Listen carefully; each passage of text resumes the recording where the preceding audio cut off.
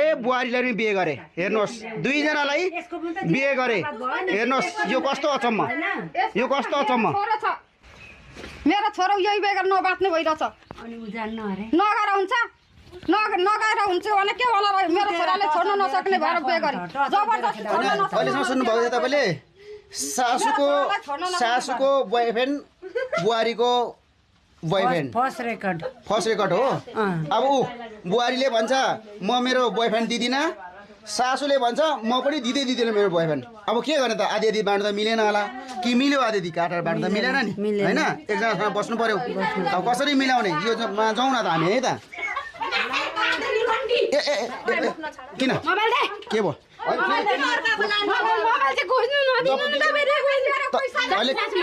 काजीसँग बोलेको सुन्नुभयो काजुले ऊ त फकाउँदैछ छोड्दिन भन्छ उसले तपाईँको सासूले काजी तपाईँ पनि नछोड्ने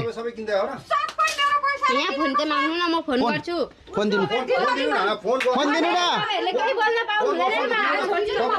हात नछोड्नु न हात नछोड्नु भरे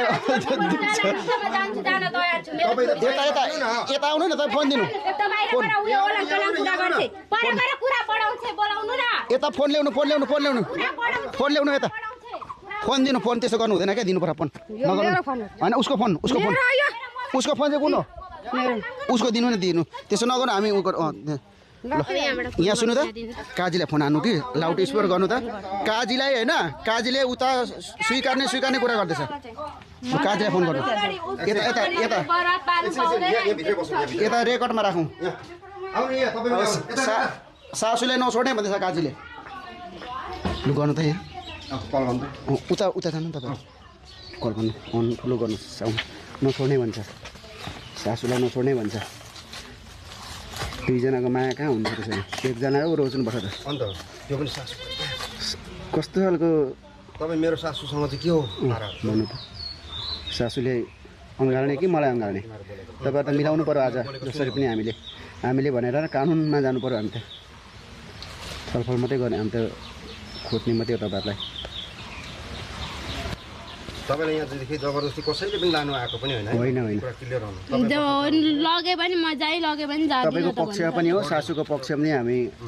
तपाईँ हराएको मान्छेलाई खोज्नु त पाइयो नि त अब कि सासू छोड्नु पर्यो कि बुहारी छोड्नु पर्यो काजीले दुईटामा एउटा आउनु सोध्नु काजीलाई के भन्छ को रोज्ने भन्नु ल सासू रोज्ने कि बुहारी रोज्ने भन्नु उसले त हिजोदेखि भनेको छ नि तिमीलाई जति गर नि म छोड्दिनँ भनिरहेछ कि ए हो हिजो